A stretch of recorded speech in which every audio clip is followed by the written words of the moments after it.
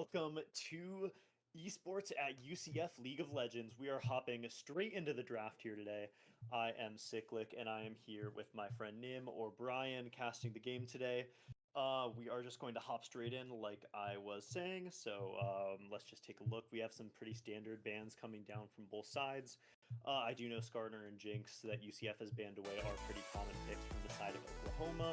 Same with Syndra, the mid laner on the side of Oklahoma plays these control mages. Oklahoma doing the same kind of strategy, banning out one tricks over on the side of UCF. UCF has been given blue side. Oklahoma got side select for game one, and we're going to see Corki slammed down right now. I do know this is a flex pick that UCF has been experimenting with recently. Could go in a couple different places for sure. The Aatrox ban is going down. I know. I'm sorry, Mashed Man fans. We are not going to see Mashed Man mash it up on Aatrox this game at least. Maybe in game two we'll get to see it. Corki, I expect we can flex it probably mid lane or ADC. They're having some talks about putting it in off role. We do see Hui hovered over on the side of Oklahoma, probably thinking the Corki is going to be thrown mid lane. Hui is a little bit of a flex pick for Oklahoma. I'd say it's probably pretty fake. Hui is most likely going in that mid lane. I know the mid laner, Monster Summoner, over on the side of Oklahoma does have most of the games this season on Hui and Syndra over in the mid lane, so I think it's pretty safe to say that that's going to be where that's headed. Also with the Silas and LeBlanc ban, they're setting up an early pick for that Hui. All right, we're going to see Ashe locked in from the side of Oklahoma as well. Obviously, that's going to be in the bot lane. It's going to set up some long-range pick potential. We can have Ashars flying over to skirmishes and objectives, so that's definitely something we're going to have to watch out for. I do expect ADC pick, if it's not Corki, and probably mid lane to get shown here. These picks should probably reveal UCF's hand in terms of where they're putting this Corki.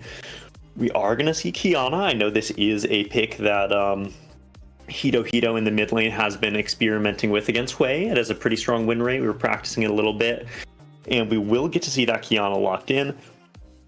Just kind of standard. We see Nidalee locked in for the jungle. That's a pretty surprising pick to me. I have not really seen Fortune play Nidalee that much. We're gonna see it today. I do know that Fortune does like first timing those characters and adding a little bit of surprise factor into these games here. So I know that the jungler over on the side of Oklahoma does have some Nidalee games in the past as well, so maybe it's a little bit of a tactic of trying to take that away. UCF is going to have to pick pretty tanky in terms of the rest of their team comp. I'd say they're pretty squishy right now. We're seeing Kindred thrown down as well. I think Kindred's an excellent pick here from Oklahoma. Pretty solid against Nidalee, and then also you're denying the Corki and Kiana burst on your squishy characters in those team fights unless Kiana can knock them out of that Kindred ult. And just kind of an all-around good pick. Again, both teams are going to have to, I think, pick a little bit more tanky characters going into this second round. We see Oklahoma banning away that Nautilus, or not the Nautilus, the Malphite right away, right? Taking away one of those safer, tanky, engage top laners away from Mashman. Mashman, I don't think we're probably going to see Malphite come out. I think it's just maybe a little bit more of a safety pick from the side of Oklahoma, depending on what they're thinking of playing mid lane. I know Oklahoma's mid lane doesn't have a ton of games played this season, so could kind of go a couple different directions. We are going to see this Cassante ban slam down as well. I know that's a pick UCF has struggled with a lot in the past as well. Mashman kind of struggling a little bit into this Cassante pick just in the past. Historically, the champions in the champ pool just kind of not being super great against Cassante, and also these big beefy tanks being something that both team comps kind of need here to wrap up their pick. Oklahoma with their second ban, they could try to take away something like Ornn. They could try to take away the Poppy. They are going to lock in Jax. Jax is going to be a pretty good ban, I'd say, against Ashe and Kindred, and UCF finishing off with Janna. An instant slam from the Janna, which is interesting. Yeah, it is definitely interesting. Well, it does make a lot of sense considering we have the Kiana, Nidalee, and Corki who all kind of do want to jump in at certain points in the fight. And so Janna getting taken away from them is really important so that we can stop the engage. We're going to see Shen slam down here in Oklahoma. This is what I was expecting. Shen is one of those pretty popular picks from Oklahoma topside. He likes playing these tanky, supportive top laners. And like I said, they need more frontline. Mordekaiser hover from UCF. I do know Mashed Man plays quite a bit of Mordekaiser. I'm sure it's probably a bit Mordekaiser favored, right? You can cancel that Shen teleport. On the other hand, I think I'm liking Oklahoma's comp a little bit more as of right now. Personally, I just think the map impact that Shen and Ashe are going to have is going to be pretty scary if you're on the side of UCF looking for small skirmishes past level 6. What do you think about that? I definitely agree. Combined with Ashe pick with ult as well. Oh, but the Nautilus ult, pretty good. Yeah, but the Ashe R pick potential also makes it really scary to be UCF here. If you ever get caught out by anything, they're going to full send it on you. Yeah, absolutely. Nautilus, obviously, with the comp shown from UCF, it is revealed Corki is going to go in that ADC role. We were talking about that a bit earlier, actually. In the bot lane, we're going to see that Corki Nautilus. Pretty scary engage lane, actually. I think Corki's burst is pretty high at the moment with the recent buffs.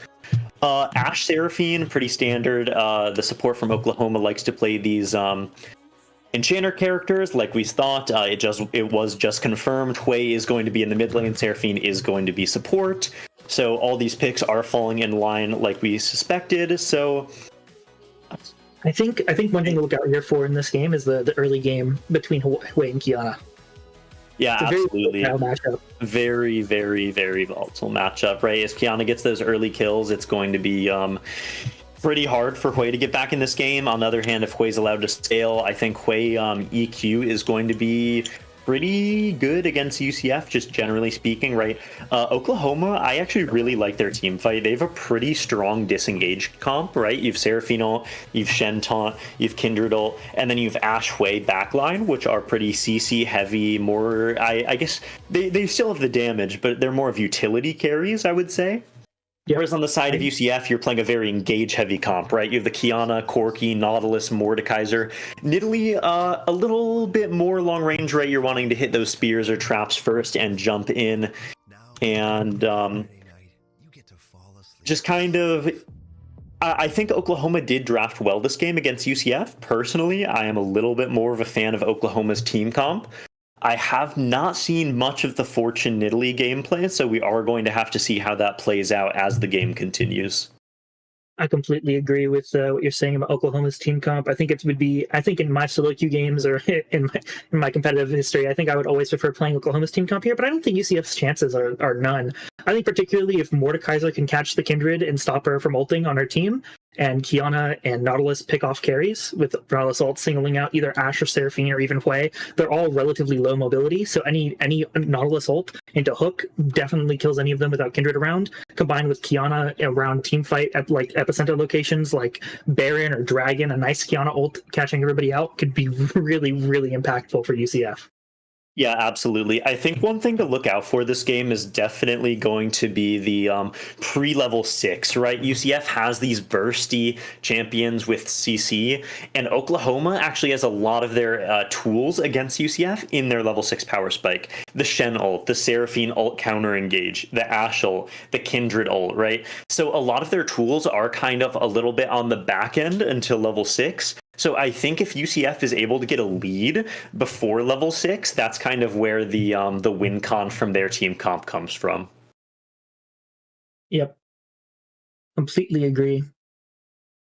All right, so we are going to go into a quick 2 or 3 minute break while we wait for this game to load back in, and we are going to see you back on the Rift in just a minute.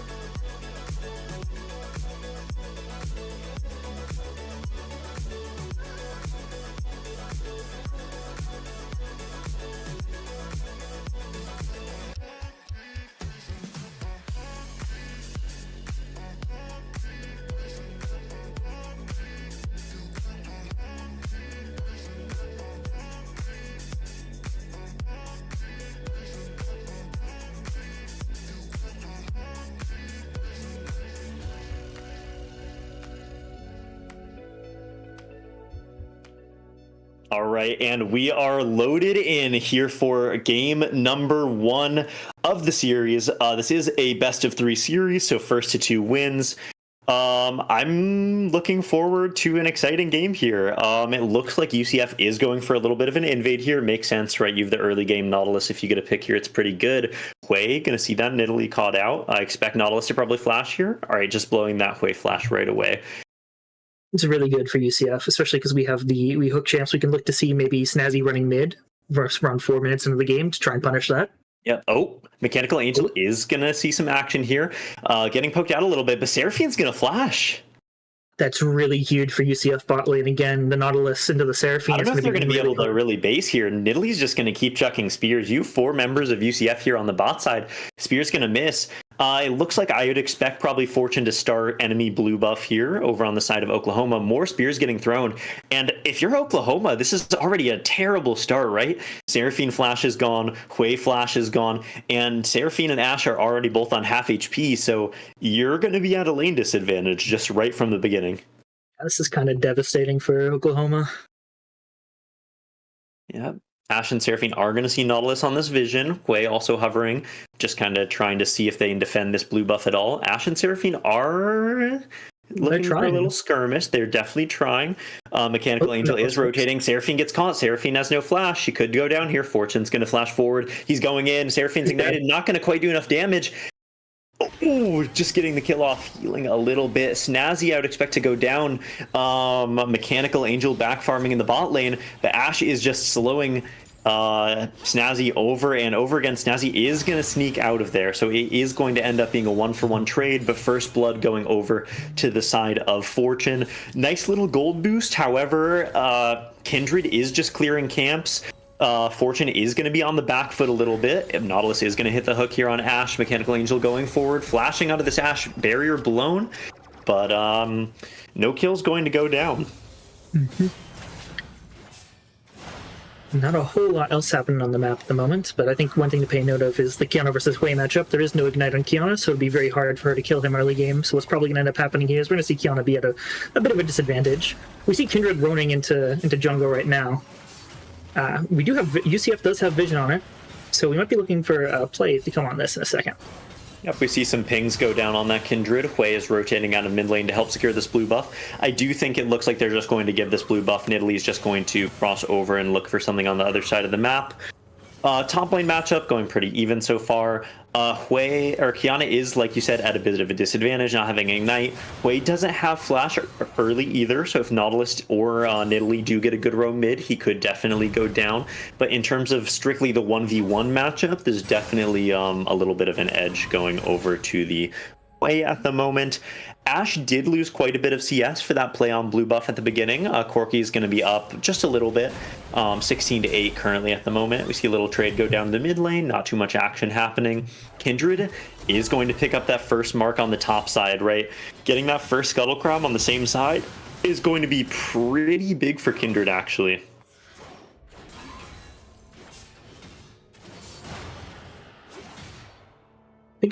I think this is relatively still pretty bad from Nidalee here. I mean, if you look at the difference in level, difference in CS, I mean, Kindred's already cleared both quadrants. In the mid lane, and Hido's going to have to flash away. Kindred's still going in, and he is going to go down. Kindred is going to take 2 tower shots. Nidalee's here on the side. And it looks like Nidalee's just not really going to be able to find anyone. But down here in the bot lane, the action is continuing. Snazzy hitting a hook, Corki going in, Seraphine losing all her HP, and she just goes down. Looking for a little bit more on Ashe. Ignite's going to go down. She is slowed, but she's going to flash away and survive. But again, if you are the side of Oklahoma, this bot lane is just going so poorly. Seraphine or Ashe already down 22 CS, probably being forced to back here. Nidalee is also on this Gromp and blue buff. They're probably going to either look for a dive. Some action happening in the top lane. It looks like Shen's going to get quite low. Nothing going to happen. Nidalee's going to land spear on Ashe, and it looks like this dive is happening. Seraphine's going to get here. Might try to look for a defense. Fortune throwing the spear, missing, but Ashe is still just going to go down to Corki. And again, just at this point, if you're Ashe, you're really, really feeling the pressure right now. Yeah, there's already a kind of a huge gold lead going down in bot lane. Corki's about 1,000 gold up on this Ashe, and it's only going to continue to snowball from here. Yeah, if you look at the gold. Nautilus heading mid. Yep, Flash, Nautilus is looking mid. Flash down on Hwei. Hwei is going to be back up soon. He has to look for this hook fast. It is going to hit after the sound of Kiana. And spear missing. And it looks like the kill is just going to go over to Hido. You know, that looks like my jungler in solo queue, right? Just coming mid lane to try to steal that kill from the mid laner. But we're trying to spread the gold, you know. More trying to spread it around. Hwei Flash is back, something to look out for, so he does have a little bit more opportunity to play aggressive.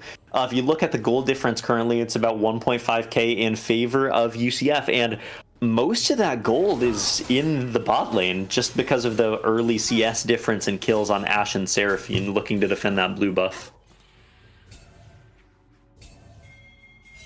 Looks like Kindred is wanting to go for grubs here. Yep. Fortune is going to be going as well. I think it's a bit difficult for UCF to play. UCF does have a lead, but Hwei has the push right now. Hwei has Flash. Kindred is going to be Nidalee in the straight-up 1v1 if she plays her Qs correctly. Nidalee pinging forward. Kindred getting quite low. Mashman is the first rotation, getting the Shen ultimate. Hwei is going to go in as well. Hwei getting hit by the spear, not going to be able to find much. Both of them hit by a huge Kiana from Hido, and that's going to be a 2-for-0 trade. 2 grubs going over to the side of UCF.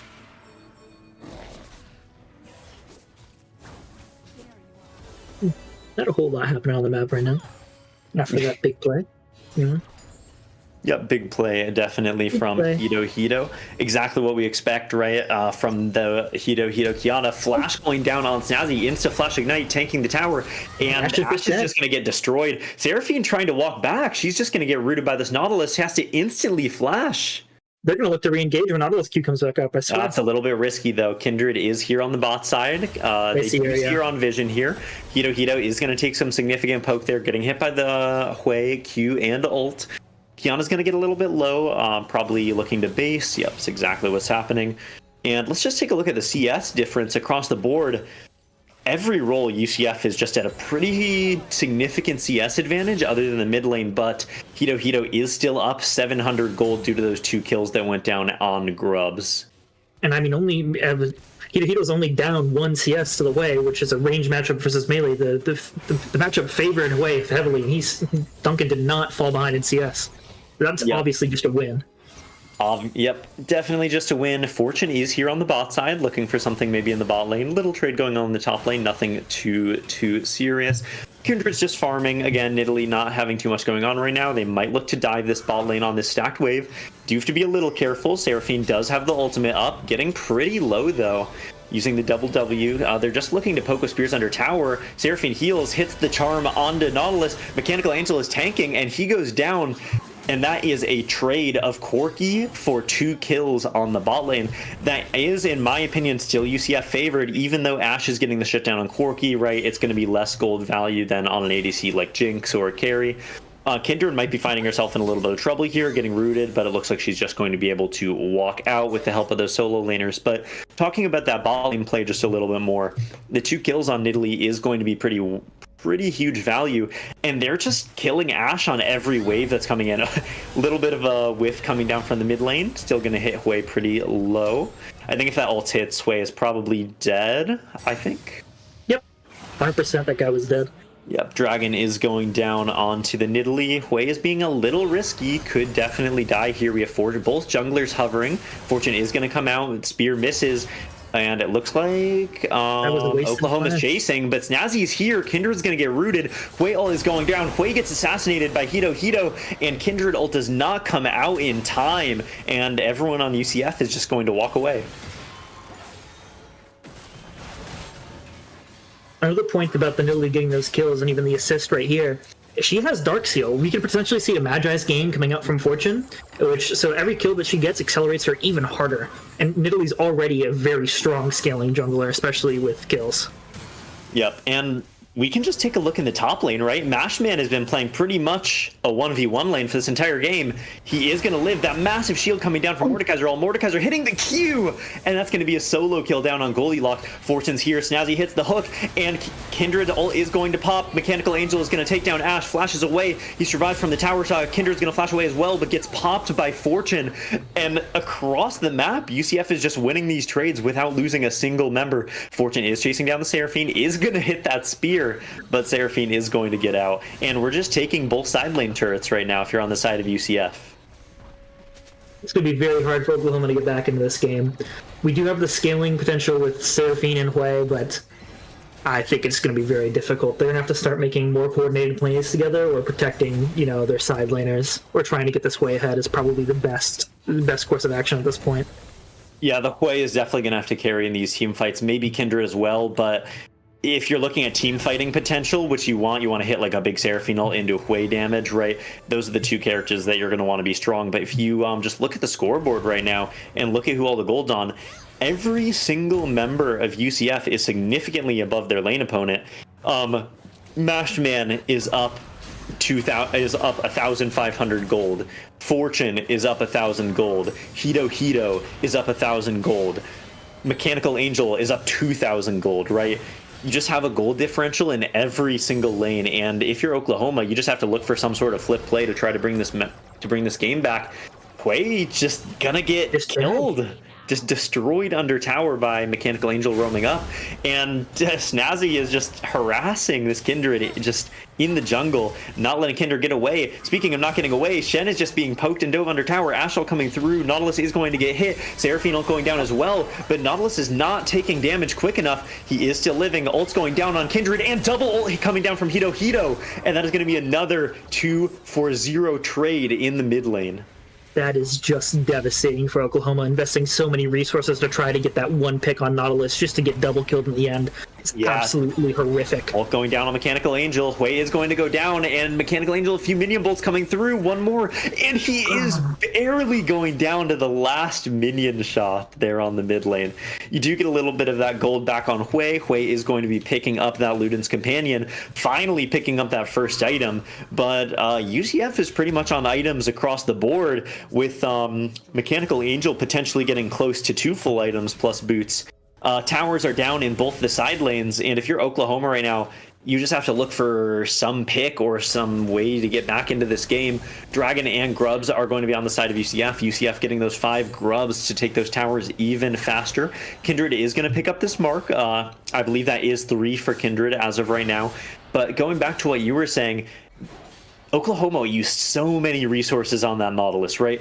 Ashe ult, Seraphine ult, and just trying to layer CC. Kindred was hitting him constantly, and just getting double kill in the end is just absolutely not what you want. Kindred not hitting Q, getting hooked by this Nautilus, maybe thinking this Nautilus alone. Kiana is going to get spotted out. Hui getting a little bit of chunk damage. Ashe is here. This could be bad. Actually, Arrow's almost back up. Yep. Nautilus is going to flash away. 3 members of Oklahoma on Snazzy, and Snazzy is going to go down. I think you want to give this kill to the Kindred, and it is who it's going to go to. But Mechanical Angel just trading a kill onto the support in mid lane in return. Mashman and Mechanical Angel just taking this mid tower, right? We see all members of Oklahoma bot lane, and UCF. Oh, Crystal Arrow is going to go down. Arrow. Not a long stun. Yeah, not going to be long enough to get anything. Kiana looking for a play, hiding over the wall. The ult is coming back up in just a second from Hito. He's jumping the wall. Going after Ashe. He is hit by the stun from Hui, taking a lot of damage. Ult goes down on Shen, but it's not going to hit anyone else. Seraphine ult is coming down. It's going to hit Mechanical Angel. Mechanical Angel instantly cleansed, but Mechanical Angel is going to go down. Mashman still chasing after the Shen right here.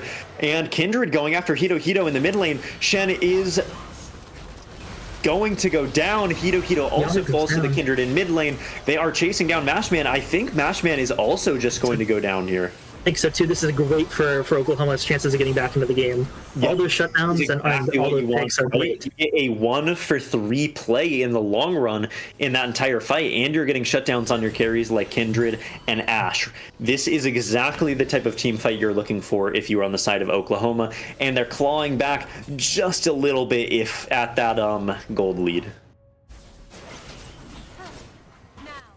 unfortunate that the death timer is not long enough for them to go try and get this dragon here. Obviously, Mechanical Angel dying so early in that fight lets them come back relatively quickly, and I think secures the dragon for UCF at this point too. Yep, dragon should still go down to UCF, but that's, again, if you're Oklahoma, you're still taking that team fight win. Kind of clearing vision. If you are UCF, I think setting up for these neutral objectives is going to be the way into this game. Taking this Rift Herald is going to be their next play. UCF doing a fairly good job spreading out pressure around the map. Oklahoma's just kind of forced to pick up waves in the side lane. Snazzy is going to hit a nice hook. Two-man Nautilus are, but he's under tower. Mechanical Angel getting hit by the Ashel and the Hui CC, and he's just going to go down immediately. Snazzy is getting chased, slowed by the Ashel, hit by the Hui, and they're just going to keep chasing after him, but he is gone, hitting that hook on the wall. And again, these picks, like I was talking about, exactly what you want if you're Oklahoma, right? These are the things that you need to be looking for. Use your Ashel, using your Hui CC, layering this CC so that you can take someone down and get this gold on your carries. Because right now, you're not winning a straight-up team fight, right? Just because of how big the gold difference is. So you really need to find these picks on people or other ways of winning this game. Yep. I was going to say something about how, the Corki just died kind of 3 times in a row randomly, but, I took a look at that gold difference, and, maybe it's bad for the Corki. Still up around 4,000 gold on this Ash. I think still up a lot of gold just due to that big gold lead early, but it's still giving Oklahoma a chance back into this game, right? And you have to be careful of not doing it too much. Thankfully, the gold difference before those deaths were pretty staggering. Otherwise, it might have been a lot worse for UCF. We're going to see vision on that bot side on the terms of Oklahoma. They are going to see most of the UCF members. If I'm Oklahoma right now, I would be doing probably Rift Herald. They could have started it a while ago. But not really going looking for anything. Kindred looking at the enemy jungle, not seeing any of those camps that they're already taken. And Kindred's in a little bit of a precarious spot. No one has vision on the Kindred, but if Kindred does get spotted, kind of going to be a little bit difficult to get out. Kindred pinging in, hitting that blast cone. We do a 4 versus 2 here on the Rift Herald. TJ going in on the Nautilus. Fortune is going to flash out. Ult's going down. They're turning back their focus on this Nautilus. Teleport coming in. Mechanical Angel is here at the fight. Hito is going to go down in the side lane, chasing after Fortune. Snazzy is also down on the Nautilus. Kindred's going in on Fortune. Matchman hitting that E on the Ash. Ash going down. Teleport coming back in on that Hui. Hui is here. Kindred jumps the wall, but Mechanical Angel is waiting. Hui E goes wide. Mechanical Angel is just holding forward, and I think that's probably just going to be the end of the fight. Just a nice 2-for-2 trade. I would definitely be interested in looking to see how that play happened bot lane with Hito going down. But it looks like this Rift Herald is going to go down again over to the side of UCF with that Kindred and Ash going down late in the fight compared to Hito. So again, just another neutral objective over to the side of UCF. And if you look at the gold difference, that's a solid 10k on top of the Grubs and Dragons. So it's just going to still continue to be a really difficult game if you're on the side of Oklahoma. I still think it's really impressive that they were able to go 2-for-2 in that fight. I mean, considering the 10k gold advantage, Oklahoma being able to pick off 2 members of UCF, even though they didn't completely win the fight, I mean, that gives them some really strong odds of winning another fight in the future if they can continue to replicate that. Yep, definitely taking advantage of these fights. The last couple fights, Oklahoma has actually been trading pretty evenly, and that's exactly what you want if you're behind, right? You will take even fights just because you're expected to be losing. If you're not making the other team bleed when you're ahead, ultimately you could just lose in the long run. We are seeing waves just get traded. I would like to see this Rift Herald on Fortune get used sooner rather than later. Crack open a side lane. I think you'd probably want to look for something down on the bottom half of the map, right? You've Baron coming up relatively soon here. So if you use the Rift Herald to crack open bot lane, if you're on the side of UCF, then you're going to have an easier time getting that Baron just due to the split pressure and those super minions that you might get from getting any sort of inhib. As of right now, tower's not really going down. Oklahoma has actually done a pretty good job of just maintaining their control over these waves.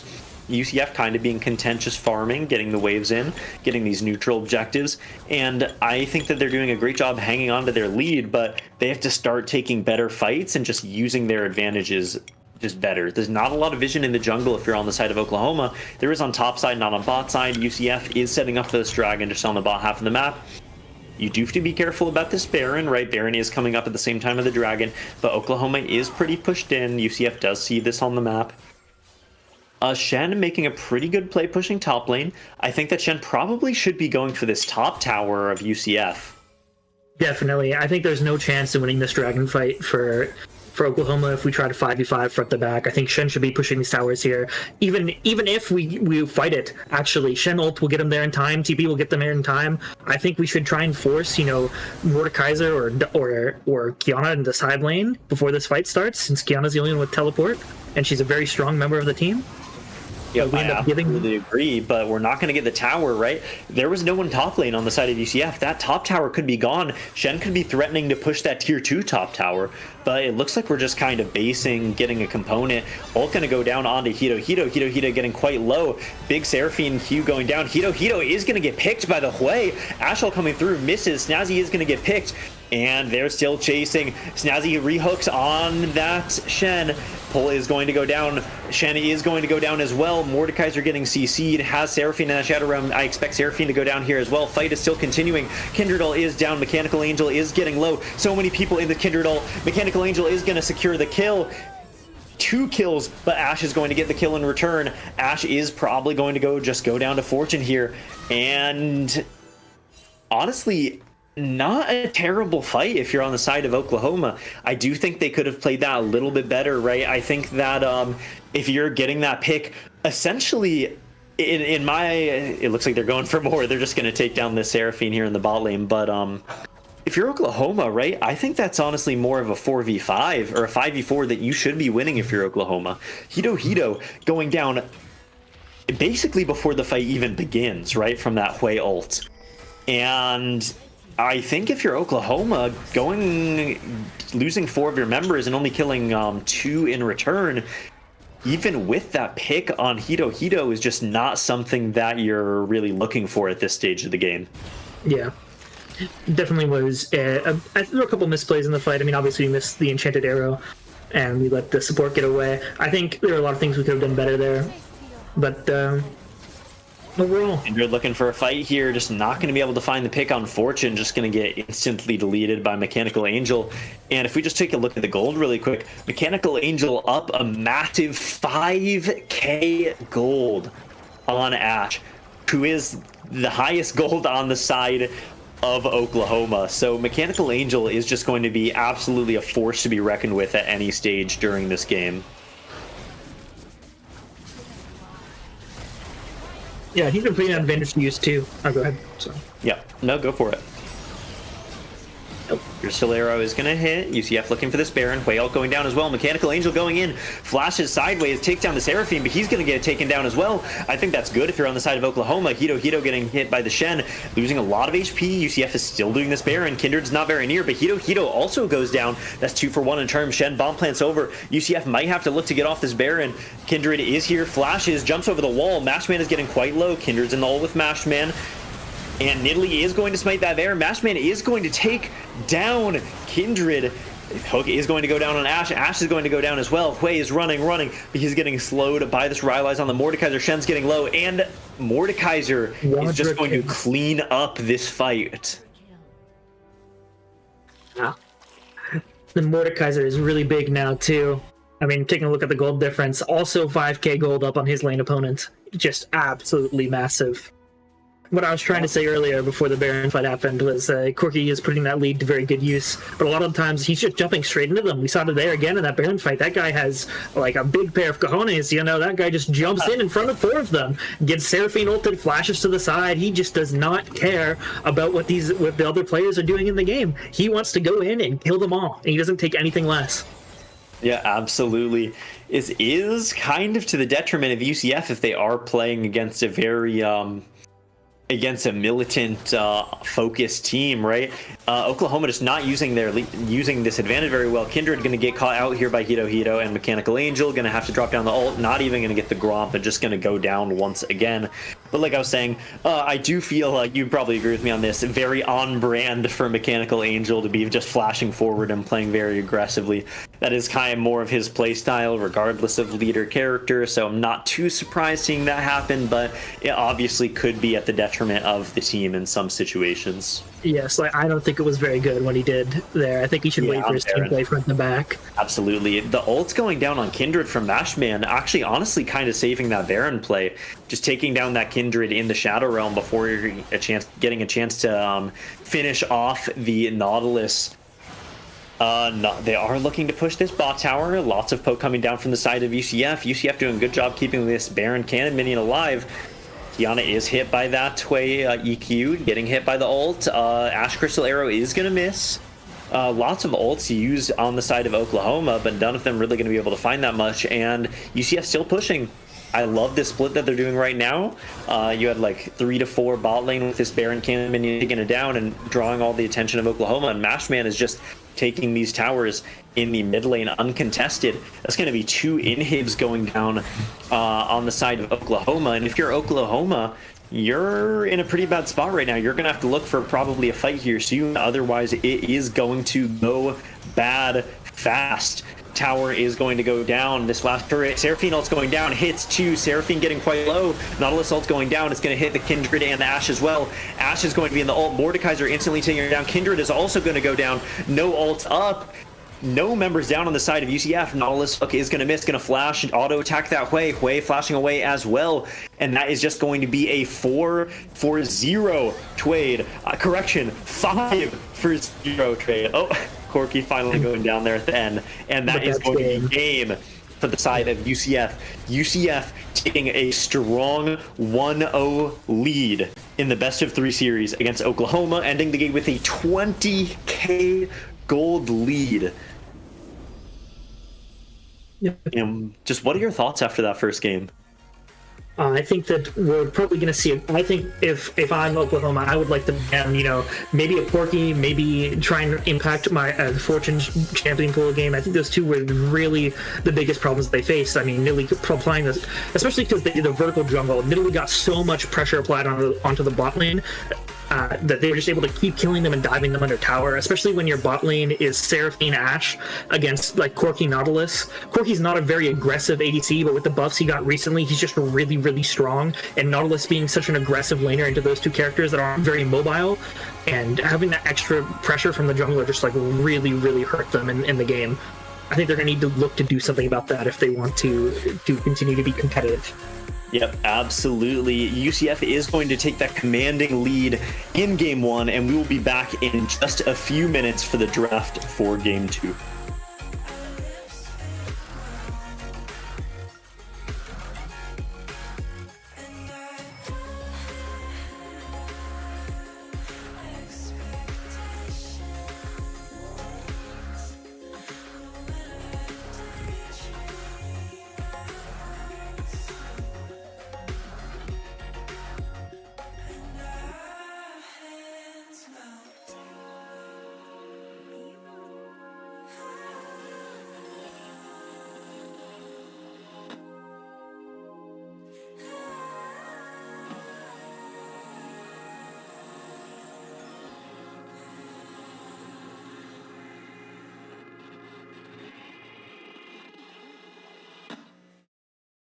Won't you come over?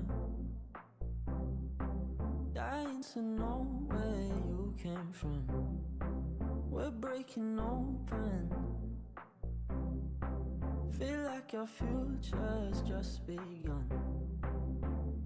And all I know is that we lost time. If we stay right here, we could free ourselves inside. We'll stay awake forever. We'll hide away where no one knows. Let's run away together. Just lead me into your world. We'll stay awake forever. We'll hide away where no one knows. Let's run away together on our own. To your world.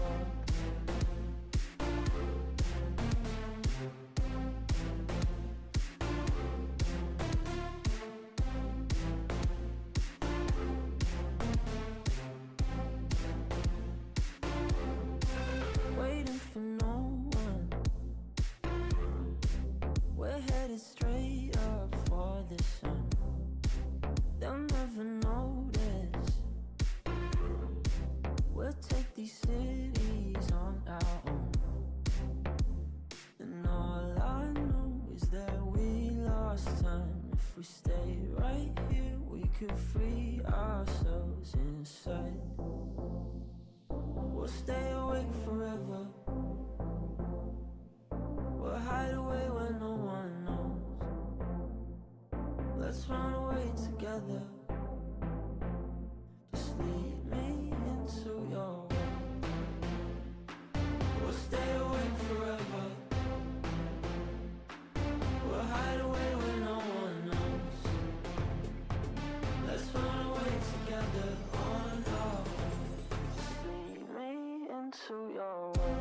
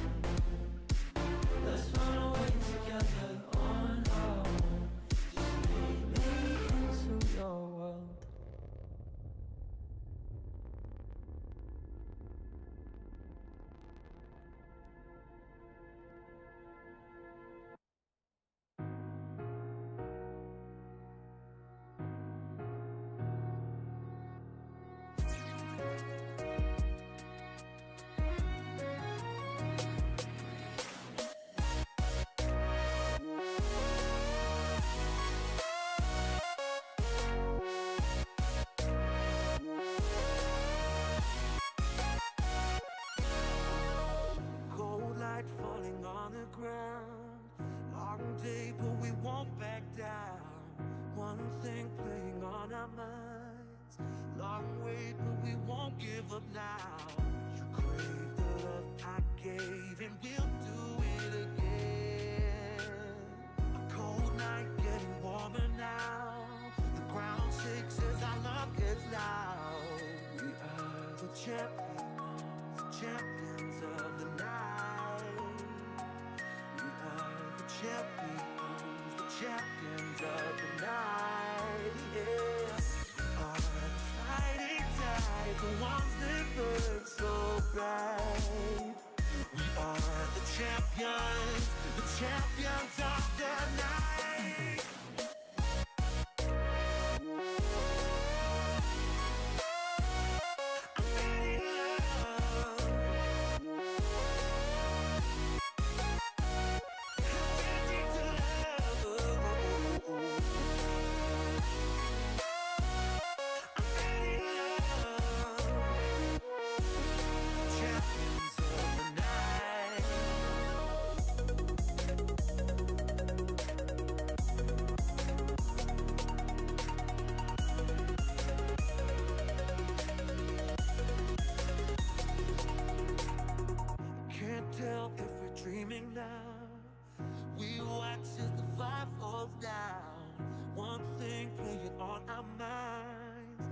Stops and we don't make a sound.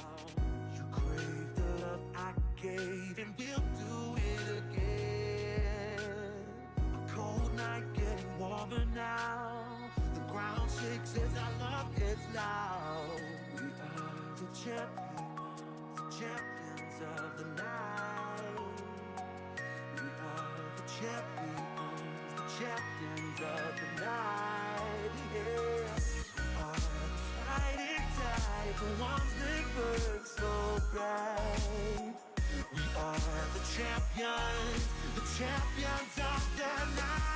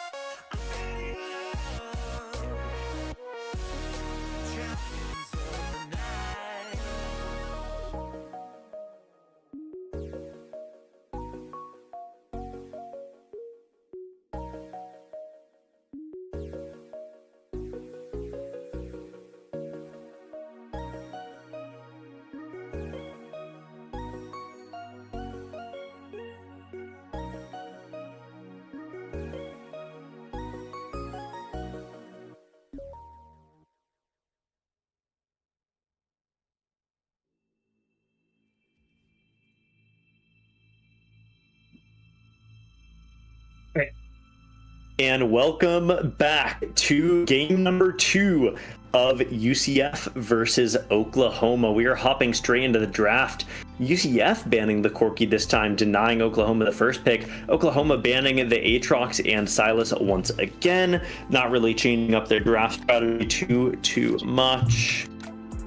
And what do you think Oklahoma's going to pick here on the blue side to start?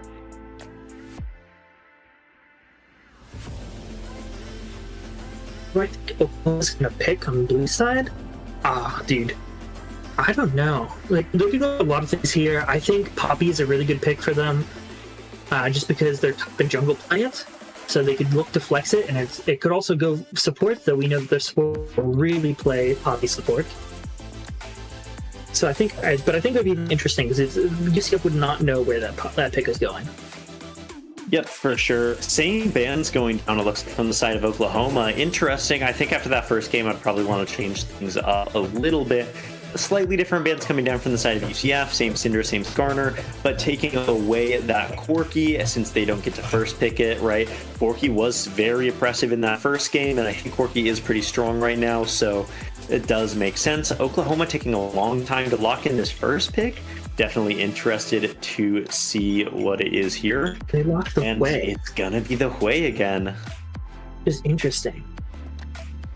I think Dumping doesn't have a very good response to Hui. I think basic response is always LeBlanc, but since it's banned, I think he's going to try and go for the Kiana or maybe another control mage into it, just to and suss out whether or not he's a good Hui player. Yeah, definitely got some experience in that first game. I would not be too surprised to see Kiana dropped again in this second game. Also wouldn't be too surprised to see something different, right? Just try to change it up, maybe try a different matchup. Yeah, especially because he died quite a lot in us 5 wins against the Hui as Kiana. Yeah, the side lane was pretty rough. Definitely worth maybe trying something else, but I do know that Kiana is a pretty standard pick by Hito here in the mid lane. UCF taking a long time to lock that in. We are going to pick a Kali, and I'd expect that to be mid lane. I don't think Mashed Man really has games on a Kali. I doubt it's going jungle either. Jinx is going to be hovered here from UCF, and it is locked in. I do like this pick. Jinx is a pretty strong and highly played pick on the side of Oklahoma's ADC, and with Corky taken away, it looks like UCF wants to deny some of those best picks in the ADC role over from Oklahoma. And what do you think about this Akali versus Hui mid matchup? They get faced a lot of the same issues that the Kiana versus Hui matchup has. However, I think Akali has a little bit of an easier time getting on top of him. Obviously, the RE combo is guaranteed to hits. The Kog'Maw pick here, actually, just sorry for breaking up the conversation, kind of shows that this Hui isn't going AC and is going mid. They want to keep the mid matchup because they do share the Hui priority in bot and mid. But yeah, the Kog'Maw matchup is about the same as Kiana. I feel she is a little bit better in terms of getting on top of him and probably fighting him in the solo lanes, but it's going to have a lot less impact in team fights like Kiana did. Yeah, absolutely. Definitely less team fight impact just from the ultimate alone. Kog'Maw locked in from Oklahoma. Again, one of the most played picks from Oklahoma's ADC other than Jinx and Hui. And we are going to see the Lulu, I was about to say, probably either going to say Lulu, Milio go down. And we are going to see Lulu go down on the side of Oklahoma. Couple good picks on the side of UCF. You could run Rel, right? Rel's pretty good against Lulu just because of the shield break. You could run something like Milio. I know that Snazzy is pretty comfortable on Milio, and it's pretty strong, especially with the Jinx. Yep, and that is what we're seeing hovered right here. Pretty good against the Jinx, pretty standard. Jinx Milio versus Kog'Maw Lulu. I believe slightly Kog'Maw Lulu favored, in my opinion, just because I think Lulu does have a little bit more impact, especially in those early game trades, than Milio does. Same with Kog'Maw over Jinx. I think the W steroid is going to give them a bit of a lead with picks in those early game fights. But both bot lanes just scaling very hard into that late game and playing in a very similar way. Yep. I also think one thing to note is I do think Kog'Maw does, like at least in terms of solo queue statistics, does tend to perform better with the lethal tempo buffs, the way that they changed it. So just a lot better on Kog'Maw than it would be on Jinx. I don't know if he's going to go lethal tempo on Jinx or press the attack, but either way, Kog'Maw is going to be very strong. I think it's going to be stronger than Jinx late game.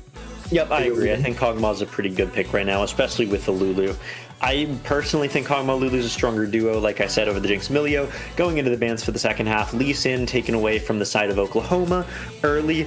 I do like that ban. I think that the main thing Oklahoma's lacking right now is early game presence, right? You have Kog'Maw Lulu Hui, so their early game prio is going to be pretty low unless you get a stronger early game or skirmishing jungler. So UCF is looking to take away that Lee Sin, who could be ganking and getting those kills early.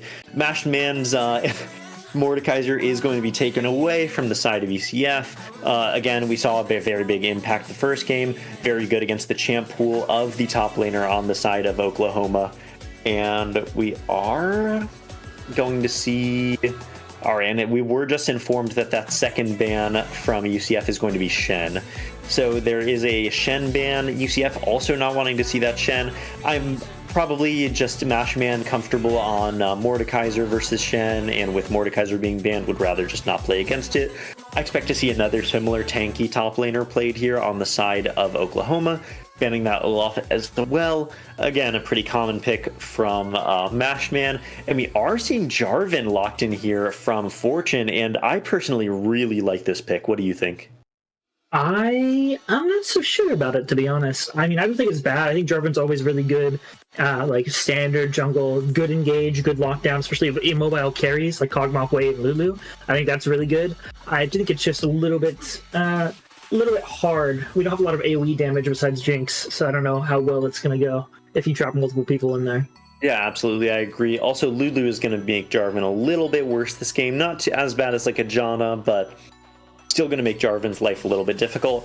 Vi is being hovered here. Personally, I do like the Vi hover. I think that the Vi could just ult in on Jinx, which is the main carry and damage dealer here on the side of UCF, into Lulu ult in. Jinx could get killed pretty quickly. Vi is locked in. I think that's a pretty solid pick from Oklahoma. I still do not want to see a super scaling tank top laner here on Oklahoma. Then you'll have tri-scaling lanes, right? And it's really, really hard to play early game. I think Vi's going to have a really tough time if we pick a tank here top lane. What are your thoughts on that? I completely agree, especially because I think right now, based on if I'm trying to mirror Lucas's thought process, I think he wants to lock in the Ornn, but turns out Oklahoma locked in the Ornn. And that is exactly what I thought. And Mashman is just ready to lock in that Gwen, right? Counter pick against Ornn. You hate to see it too. I don't really see the point of the Olaf ban on the side of Oklahoma. If you're intending to pick something like Ornn, Gwen's one of the only bans that you really need to make sure isn't still up on the table, you know? Yes. And we're just giving that over to UCF, and just looking at the two team comps right now, although I do think Oklahoma scales better and has a really, really good late game team fight, it's going to be hard for you to get there, right? Vi has no prio really anywhere. Maybe in bot lane, but if Jarvan's there to match, it's going to be pretty tough. Top lane, Gwen has all the priority. Mid lane, Akali has the priority if she's not getting chunked super early by Hui. I do think Akali is one of those better champions.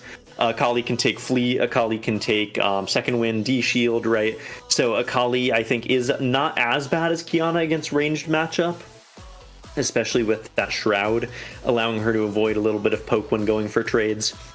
But again, I really want to see Oklahoma just trying to really be careful warding jungle entrances, trying hard to like not get invaded or counter jungle when they see that Jarvan coming in, and just trying to get to the late game, because their late game team fight is really going to be one of the only chances of winning this game.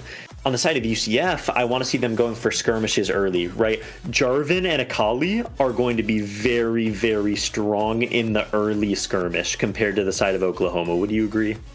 Yes, I think Jarvan Akali is a lot better than Vi Hui. Though, to be fair, you know, if Vi gets a good engage on the Akali and she's chunked, you know, Hui is going to have the early priority in the lane is going to go to Hui, just because he's ranged versus melee. I think that's the only time that they can look to fight, really, is within like the first 3 levels on this Akali. Because if we wait till the Akali base and TPs, she's going to start building up the priority for herself. Yep, absolutely. And so we are just going to take a quick break while we load into the game, and we will be right back with game number 2 in just a few minutes.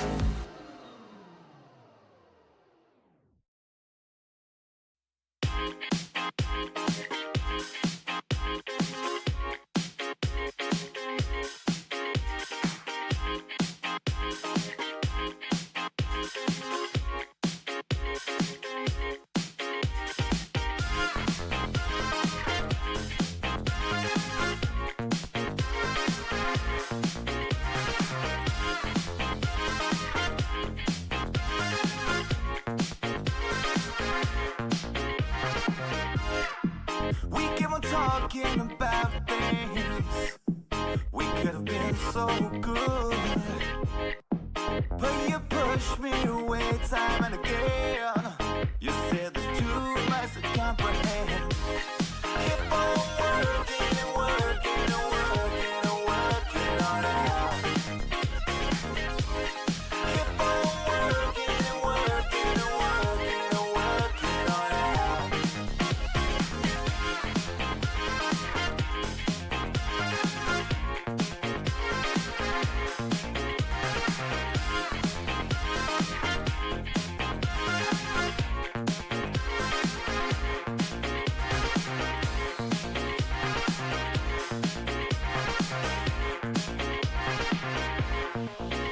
Well, it started as something, but I let it go. When your best amounts to nothing, you have to let it show. Get down to the city, take me down in the night, make it all into nothing. The pressure's got me, don't wanna see tomorrow. All I got when it's live, gonna make it feel nothing. The pressure's got me tonight. Keep on working and working and working and working on it.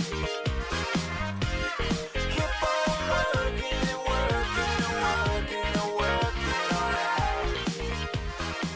Hello, and we are back for game number 2 of the series, UCF versus Oklahoma. UCF is going to be on the red side this game, and if they win, that is just going to be the series for the side of UCF. So it is do or die for Oklahoma. UCF looking for a standard 5-point, and same for the side of Oklahoma. And what are your thoughts about this game?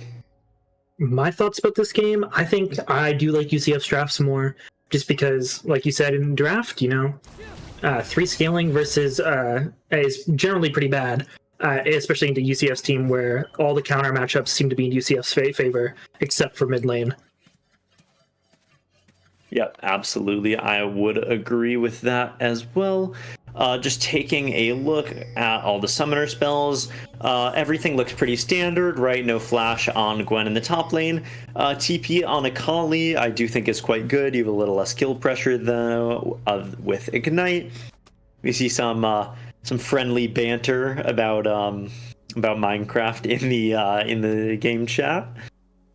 Before the game is getting started, nothing too crazy happening. We do have an early ward from the side of Hito, and we're just going to have to see how this game goes. Like I said, Akali is going to be starting with that D shield to mitigate some of that poke.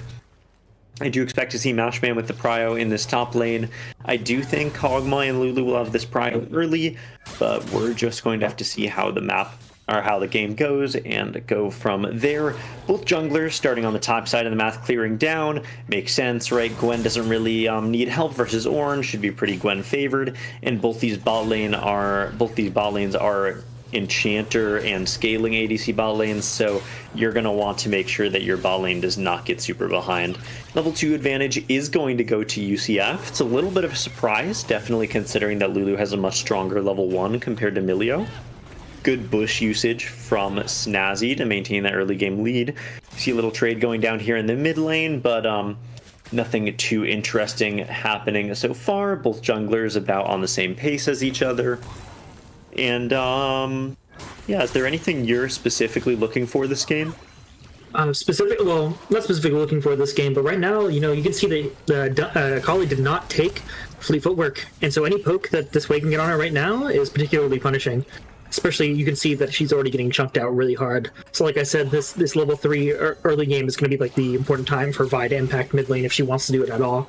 I don't think in many other lanes it's going to be easy for her to gank, so I think we should expect her to clear Krugs and red buff and then look mid here is what I really want to see out. I agree. Lots of damage going down onto Snazzy.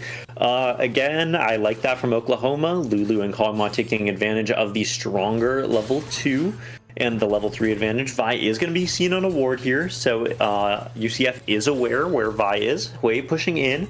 Vi is looking for a gank on this Milio. Milio is going to Q just to cancel that Vi, but Fortune is here on the Jarvan, looking for a punish here on Vi. They're still hitting. Kog'Maw's going to take a lot of damage from Mechanical Angel, going to have to flash. Fortune's in a bit of a bad spot, getting hit, going back in, taking a little bit of damage, but no kills are going to go down. I do think that trade is a bit in favor of Oklahoma. I am actually inclined to disagree. UCF did not use a single summoner spell in that fight, whereas Kog'Maw and Lulu both used one. So next time the Jarvan comes to gank, Kog'Maw is in a bit of trouble. Health advantages are an issue. Jarvan's going to get picked, but he's going to have a summoner spell living on 1 HP, and the Vi also lives from the heal that's going to be going down in the shield from Lulu. Hito getting polymorphed, and that is going to be first blood on the Kog'Maw. That's exactly what I was talking about. Just the health advantage is actually going to matter so much in that fight, with Fortune not really being able to do too much, and Vi living on a fraction of her HP. Probably made a slight misplay in that fight. I don't know if you noticed, but he threw his shuriken in and it hit Shroud and he took it back in. He went right back into 3 or 4 of them and he just instantly got melted when the play was already over. Yeah, absolutely. Kog'Maw is going to have a bit of a hard time getting this wave in against Jinx. Jinx is going to have a bit of a clear advantage here, and Milio's going to get back first. But again, first blood going over to Kog'Maw is pretty nice for the side of Oklahoma. Goal difference still relatively small. It's a bit in favor of Oklahoma at the moment, but that is just simply due to that kill. Jinx did manage to keep both sums in that first fight, and Kog'Maw actually didn't get a base. So I actually do think that the bot lane is actually a bit in favor of UCF at the moment, especially if they can make something happen here.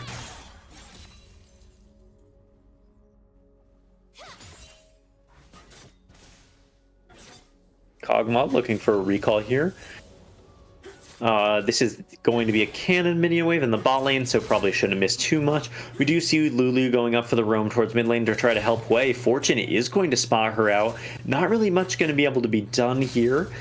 Fortune just looking to take these raptors. Does have help from Hito. Hito does have the move on Hui. Hui's pretty low mana. Milio's walking up. Milio is walking up as well. Lulu just kind of poking, trying to do what she can, but not really much going to be able to be done there. Nice deep ward dropped on the side of UCF as well. Going to spat out that Vi in the next rotation. And UCF is just going to look to start up this first Ocean Drake. That's very interesting, because I don't think we've spotted Vi on Vision yet. She could be anywhere. I guess we know she's not on red buff, but... We do probably think she's topside right now, right? She did just have that play at ball lane after clearing camps early. Matching that Jarvan, and also Ornn just walked down off Vision, so it's probably a pretty safe bet if you're on the side of UCF that they are most likely doing grubs. Gwen going to use this opportunity to take a base timer, not a cannon wave, so might lead a little bit, but Ornn's not on that wave, helping out with grubs, so Gwen probably should not lose too much. And that first Drake is just going to go over to the side of UCF. Gold difference, again, slightly in favor of Oklahoma, but nothing to worry about. There's going to be 3 grubs over to the side of Oklahoma in exchange for the 1 dragon on the side of UCF. And some interesting movement happening here. Vi and Ornn looking for something, getting that vision on the red buff of UCF, spotting out that Jarvan, and both teams honestly playing this game pretty well so far. Yep. Even though, what is interesting though is, blue side having getting first blood is still relatively, they're not up that much gold. They're up only 100, 200 gold. So yeah, it seems definitely like a lot of the advantage coming from the CS difference. All lanes up in CS, which is a bit surprising. Sakali being up CS on the Hui in mid lane is, especially after dying in that first blood, is quite interesting. Yes, it's really, really peculiar in my opinion. definitely interesting. But the health disadvantage, right? Obviously, you're playing range into melee. It's going to be a bit rough. Akali getting a bit low here, and Vi taking these Raptors. Lots of deep vision in the jungle. Jarvan's going in, hitting the ult on Hui. Akali is going to miss, but the ult from bot lane is going to give that kill over to Mechanical Angel, and Hui is going to go down. Vi is here in the back, going to be queuing in, ulting in on the Akali, going to hit Akali, flashing away, living on 1 HP, and Shuriken going in on the Vi, and that kill is going to Hito. Just a terrible turn of events for Oklahoma. Yep. It was a nice try and ult the Akali to go for a 1-for-1, but unable to secure it. Before the Q, I think you just, using the Q to gap close, you're losing a lot of your early damage on Vi. Yep, that was definitely a misplay. You needed to ult first and then Q, and you secure the kill. Yep, for sure. Gwen just, again, showing why this matchup is so bad for Ornn in the top lane. Up over 20 CS and just chunking down this Ornn under tower. Ornn is going to hit that knockup, not be able to do too much damage, but Vi is here. Gwen is going to look to just trade the kill. And Gwen takes the kill, with the kill traded back onto the Vi, but Ornn is going to lose more minions here than Gwen will, and Gwen is up CS, so that is definitely a trade you will take if you're on the side of UCF, especially seeing that Vi top side. We see the Jarvan pathing bot here again, so we might look to go and engage on Kog'Maw Lulu. They all have all sums up though, so I doubt anything impactful will happen even if, you know, this Akali and Jarvan go down. I think it'll just probably blow a summoner spell and that'll be all. Looks like I'm wrong, actually. Jarvan's heading back topside. Yep, they know that the summoner spells are just all they're going to be able to get. Vi is going to be here. Akali trying to hold this wave best possible. Nice prediction poke from Hui. And not too much happening on the map right now. Akali hitting the Shuriken. Hui also getting hit by a tower shot, but nice EQ is going to even out the trade.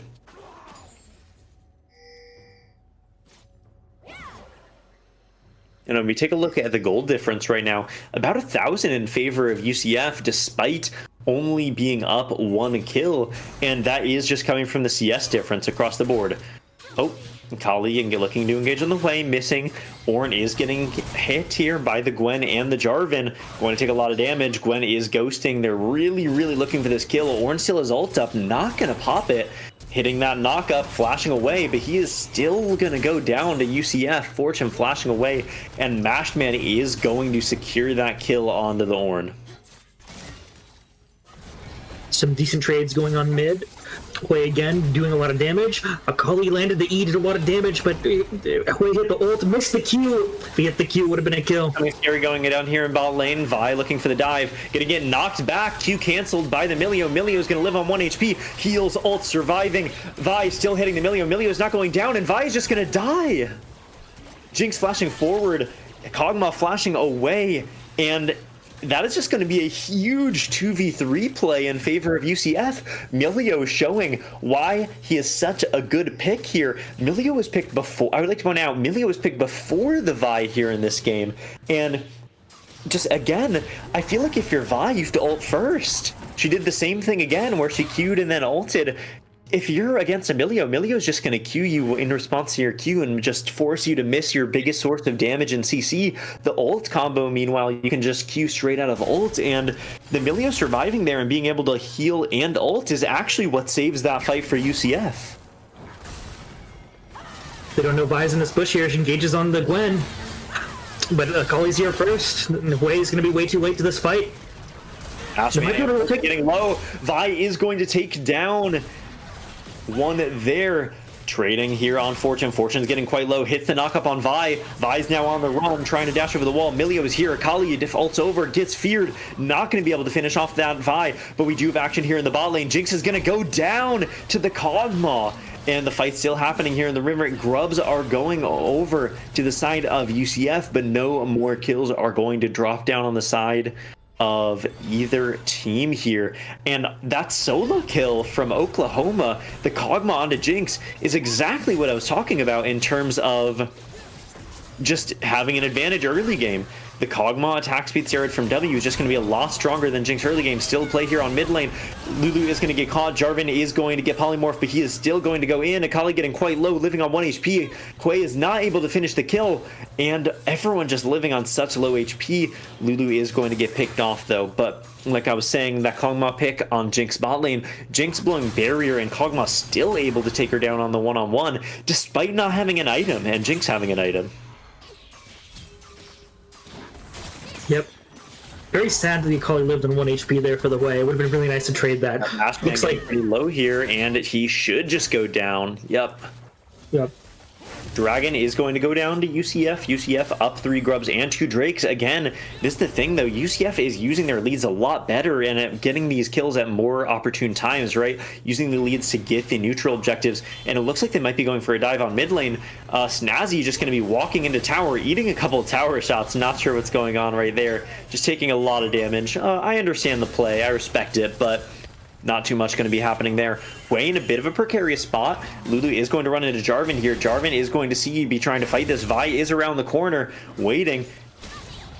Going into this fight, Jarvan is polymorphed. TJ is coming on Emilio, but Fortune is going to be quite low. And Kog'Maw is rotating first. Hito is here behind next to the 2 low members.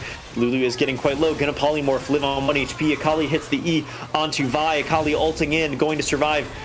Jinx ult finishes off. Akali's getting quite low, flashes away.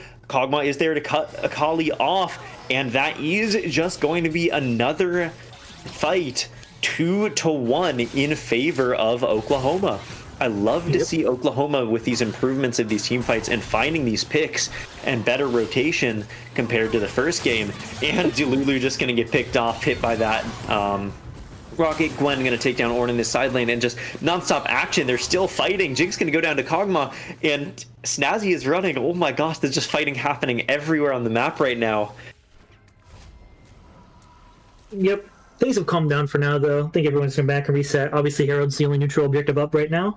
It looks like Jarvan's heading top side, probably going to clear his top side and when everyone resets, collects the waves, gets them in a better wave state. We're probably going to see another fight around Herald, or maybe the, Oklahoma just gives it. Since Vi's bot lane right now, but we'll see how things progress. Yep, and just, I guess, another example of, I think Oklahoma really needs to look at their jungle pathing. Just Vi being on the wrong side of the map for a lot of this game, to be at a lot of these plays, and just Fortune just always being ready for these neutral objectives. UCF should take this Herald here as well, and that's just Grubs, 2 Drakes, and Herald that should go over to UCF uncontested. And again, despite the kills being pretty close, UCF is actually significantly ahead in this game just in terms of those neutral objectives, and getting those has just been so instrumental in their success and their scalability late game, right? You're playing 2 scaling comps, and UCF is just going to be stronger late game. Vi getting hit by this root, and Vi is able to smite away the blue buff, but is going to go down to Hito. And I think if you're Zoria on this Vi, I don't think that's worth it, actually. It's very not good for Zoria, because like this definitely guarantees UCF get this Rift Herald, which still hasn't been taken yet. In fact, it might be even worse than that, because you see Jarvan's coming down bot now to go for a lane gank here in the bot lane. Just kind of sneaking up through these bushes. Oklahoma doesn't have vision, and if there's a team fight here, which looks like there will be, Kog'Maw's gonna flash. Not gonna get hit by the knockup, but he's still gonna go down. Snazzy healing, escaping, living, and it looks like Akali's here for some of the fun too, ulting in on this Lulu polymorph, but it looks like Lulu should go down here to Akali, and Vi's not there in time at all. Hwei not following the rotation, pushing in this mid lane, and meanwhile, if you look top lane, Mashman is just absolutely just making them bleed resources right in this top lane. Pushing that tier 2 tower against Ornn, and you have the level up, right? He's up 50 CS, all going down onto Fortune here. Fortune gonna look for an engage, but a bit, not a great trade going down for the side of UCF, but Hwei's gonna walk up a bit too far, gonna go down. Zoria's gonna go in to try to help the Hwei a little bit too late, and Snazzy is there just in time to help the team, and that's gonna be 2 for 0 in favor of UCF. Yep, the Hwei facer checking the bush there with no vision is very, very bad. And just instantly getting engaged upon and killed, and there's just nothing he could do.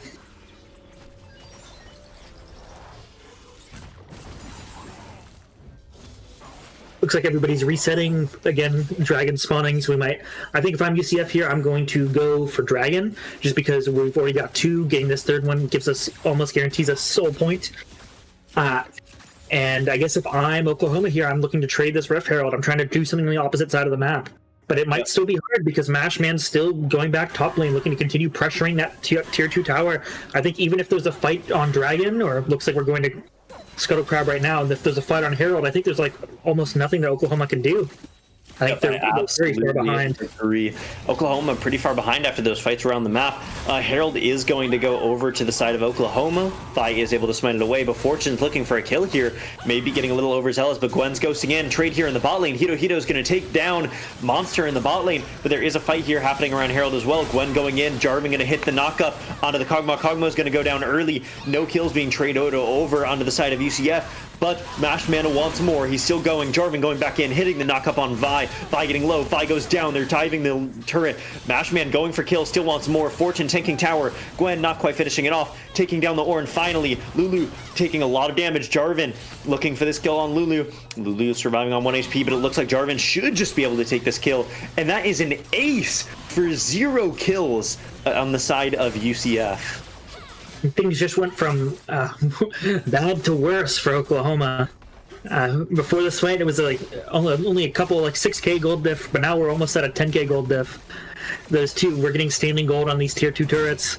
We're getting the Dragon, we're going to get the Herald. It's going to be very, very hard for Oklahoma to come back after this. Absolutely. Just jumped up about 4k gold from just those 2 fights back to back, and again, Oklahoma played a pretty disciplined early game, trading those kills, just having a little bit of issue taking those neutral objectives. He's just going to fumble these last 2 fights in a row and just kind of hand over the game into the palms of UCF. It's UCF's game to lose, right? If you're Oklahoma, you're just looking for UCF to make a mistake, because if they play well, there's not really much you can do. I'd like to see them try to steal or just push in side lane, but it's going to be so hard, right? I don't think anyone on the side of Oklahoma can side lane effectively against this Gwen. Level 13, 154 CS, right? Gwen is just going to be such a menace in the side lane. Akali looking for something, 2v2 situation, but before Vi even gets there, just going to destroy Hui in that bot lane. And again, who's matching this Akali and this Gwen in the side lanes now? I think that there is no answer. Side lane pressure from these 2 are immense. Just like you said, the 3 scaling is really hard, especially with these characters that are really good in the side lanes. I even said at the beginning, this Akali pick is going to be a lot better in the side lane than Kiana was last game, and we're seeing that come to fruition now. Yep, absolutely. Herald not going to be secured by either team, actually. We are going to get this Baron come up right here. Again, still 10k gold lead for UCF. And UCF is just pushing all these turrets, getting these waves in. I think they should look for a Baron soon into end, right? If you're UCF, you can definitely set up either a fake Baron or some sort of cheese where you just get a couple kills, or just get 1 kill in the side lane and look for this Baron. We're going to be up a lot of gold. Zoria looking for a play with Goldilocks here on Mashman in the top lane. Getting ready to go in. Going to hit the knockup. Mashman getting quite low. Healing so much, though. Vile going to go down. Jinx Rocket is going to come down, and Ornn's just going to get shredded. Mashman healing all the health. Lulu is here now, and they're looking for a play on Mashman, but they're just going to back off. Meanwhile, Mechanical Angel and Snazzy are going to be pressuring this mid tower. And again, like I said, this just goes to show how oppressive this Fed Gwen is in the side lane. 2 people can't stop her. The Vi timed ult and Q and the Ornn timed ult to just keep Gwen knocked up for a solid 2 seconds, and they just could not get the job done. Yep, the Rift Herald, not Rift Herald, Rift Maker Conqueror healing is just really insane on a fully stacked Conqueror Gwen. It's really hard to keep her locked down, especially because they have no anti-heal. Even though they got that 2-second lockdown, she was still able to out-sustain and kill, and even get out with a kill. Yep, absolutely. In Oklahoma, again, this is exactly what I was saying about tri-scaling, right? You don't have anyone to play through. Both junglers path for bot, And this is exactly what I was saying about the Olaf ban in Draft 2. Gwen is just such an issue. You have to ban Gwen if you're playing Ornn. That is a pretty well-known ban, pretty popular at the moment, right? If you want to blind top lane and play safe, you have to ban Gwen if you're a tank. Otherwise, Gwen's just going to take over the game. And Kog'Maw is still hanging on to this game, right? Just hit the 2-item power spike, has Bork, has Rageblade, has 8k gold. But if you take a look at the gold, Kog'Maw, the second most gold on the side of Oklahoma's Hwei with 6.8k. Kog'Maw is 8.8k, and he still has less gold than every single member of UCF other than the support. Snazzy is getting caught here, taking a little bit of damage, misses the Q on Vi. Vi is looking to run her down. Fortune is here, misses the ult on his Vi, but Snazzy is surviving. Vi does not have the damage to take him down. Vi gonna dash over the wall. Mechanical Angel is there waiting, and that's another kill going down to Jinx. Baron buff on UCF, and if I'm UCF right now, I'm actually looking to try to end this series right here. Yep. 30-second death timer on Vi is really huge. Ornn coming down, gonna miss the Gwen. Gwen, good circle coming down. Team fight, lots of pressure coming here from the mid lane from UCF. And Jarvan's going in on Kog'Maw. Ornn getting quite low, so is Snazzy. Ornn going in, hitting the knockup, but Mechanical Angel is just going to take him down, and Hito also getting low. Fight still going on here in the top lane. Kog'Maw goes down as well, and that is going to be a 1-for-2 or 1-for-3 trade on the side of UCF. Vi is coming back up. Lulu is chased off by the Gwen, and that's 4 members of UCF pushing into the base of Oklahoma with a 15k gold lead. This Herald and Baron stacking is going to take these towers so fast. Fortune going in, not going to be able to get all the way in. Vi going in, hits the ult, does not have enough damage. No one's there to back her up, and she is just going to go down, not even taking the Milio down with her. Mashman just absolutely taking no damage, and it looks like Fortune's wants more. Fortune EQs in, ults the Hwei. Hwei is going to get really low here as well. Fortune getting low, no mana. Fortune's is just looking really risky right here. Mechanical Angel also getting quite low, and UCF is going to have to run, and that's going to be a big kill, but Ornn is going to get it, not going down to Hwei, and I think that shutdown not going on one of the carries, even though you get that shutdown, giving it to Ornn is actually not what you want if you're Oklahoma here. And despite those 2 kills on Gwen and Jinx, it's still going to be really tough for Oklahoma. Members of UCF already respawning. Oklahoma stuck in base, 2 broken inhibs with super minions, no Nexus towers, and UCF is just going to pick up Mountain Soul here, making them even tankier with a 15k gold lead.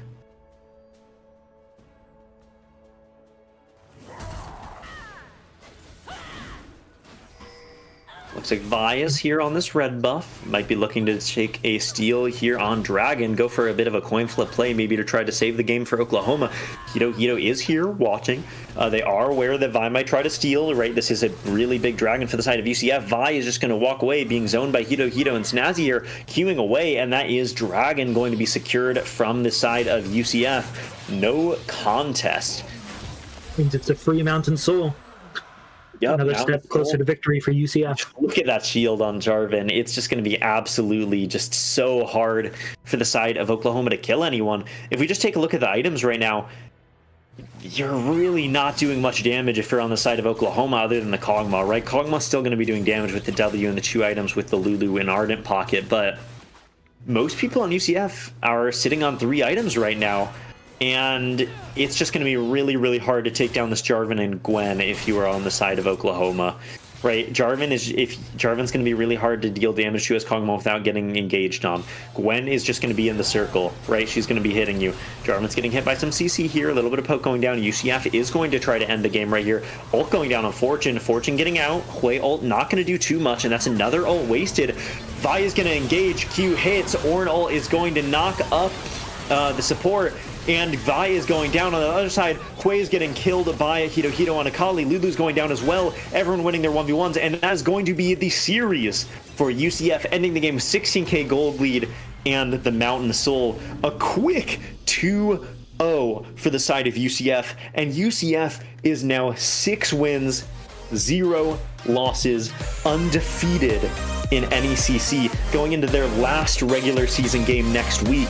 And next week, UCF is going to be playing against It looks like next week UCF is going to be playing a 2-2 team, USC.